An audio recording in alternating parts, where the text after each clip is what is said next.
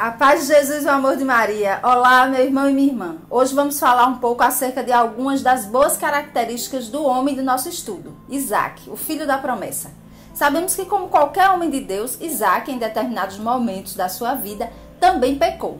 Mas isso não diminuiu enquanto homem de Deus. Só atesta que ele lutou bravamente para ser cada dia melhor, independente dos seus pecados.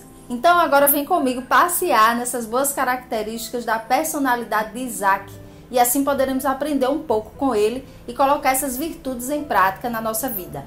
Peguei como apoio de meu estudo um texto do pastor José Antônio Correia. Achei bem interessante e quero partilhar com você. Abra tua Bíblia no capítulo 26 de Gênesis e vem comigo do 12 ao 14. Isaac semeou naquela terra e no mesmo ano colheu o cêntuplo. E o Senhor o abençoou, e engrandeceu-se o homem, e foi-se enriquecido até que se tornou muito poderoso, e tinha possessões de rebanhos e de gado, e muita gente de serviço, de modo que os filisteus o invejavam. Quando Isaac se estabeleceu naquela terra, nos diz o texto que semeou, e no mesmo ano colheu o cêntuplo.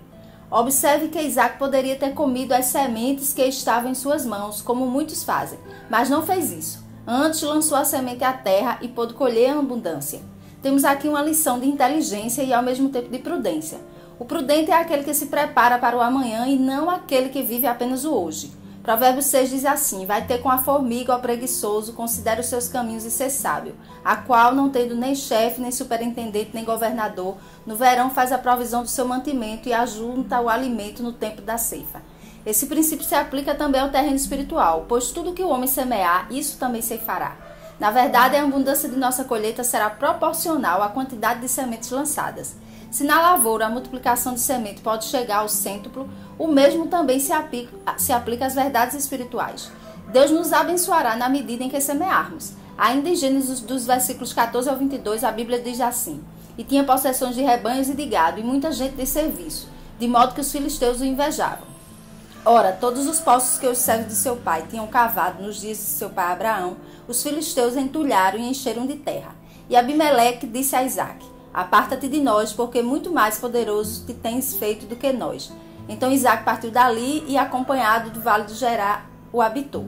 Ainda em Gênesis, dos versículos 14 ao 22, a Bíblia diz assim: e tinha possessões de rebanhos e de gado, e muita gente de serviço, de modo que os filisteus o invejavam. Ora, todos os poços que os servos de seu pai tinham cavado nos dias de seu pai Abraão, os filisteus entulharam e encheram de terra. E Abimeleque disse a Isaac: aparta-te de nós, porque muito mais poderoso te tens feito que nós. Então Isaac partiu dali e, acampando no vale de Gerar, lá habitou.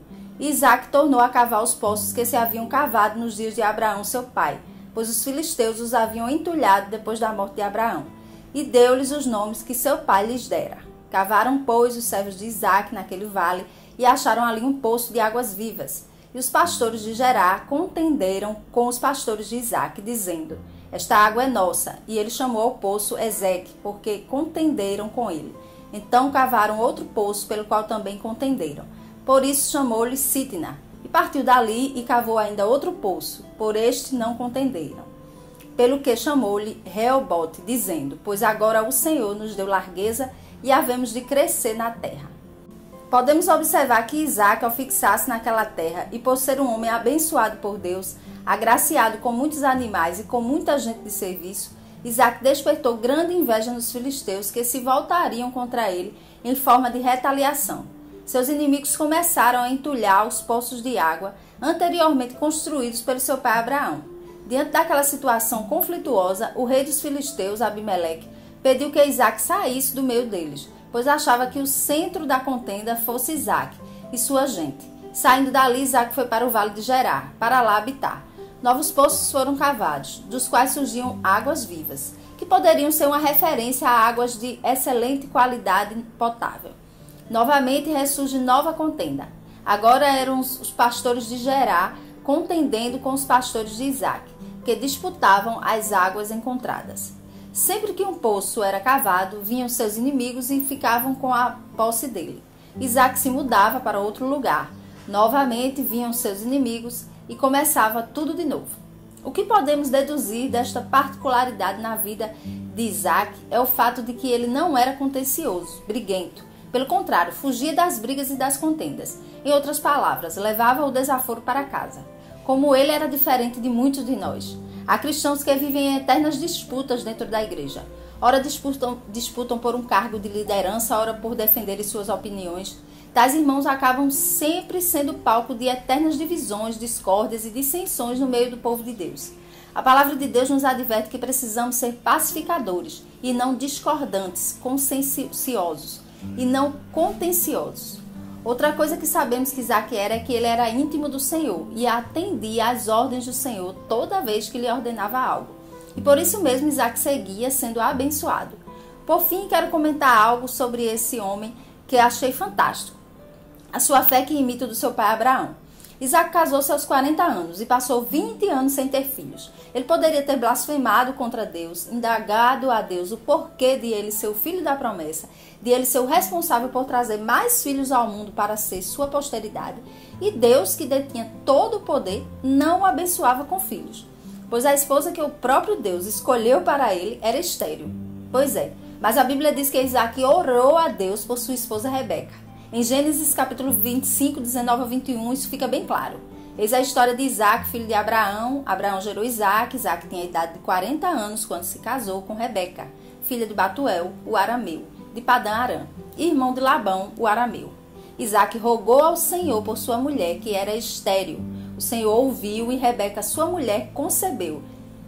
Que coisa linda, não é mesmo? Rebeca tinha um marido intercessor. O texto segue e afirma que Isaac tinha 60 anos quando seus filhos gêmeos nasceram. Pois bem, a oração de Isaac foi atendida, mas não no tempo dele, sim no tempo de Deus.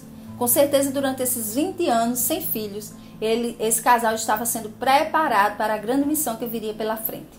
Eu bem sei que quando temos promessas de Deus e estas se demoram a se cumprir, é normal que tenha dias em que a nossa fé fica abalada e tenhamos dias de tristeza e angústia. Mas, por isso mesmo, é muito importante nos cercarmos de pessoas de fé e coragem. Assim como Rebeca estava ao lado de um marido de fé, devemos ter muito cuidado com quem fazemos aliança. As pessoas ao nosso lado têm o poder de nos destruir ou de nos alavancar, a depender da sua fé. Espero que possamos imitar a fé e a obediência de Isaac, e assim como ele, recebermos as promessas de Deus para as nossas vidas. Agora reza comigo essa oração. Que o teu amor vença em mim, Senhor, eu que nada sou, nada tenho, mas quero tudo em ti e contigo.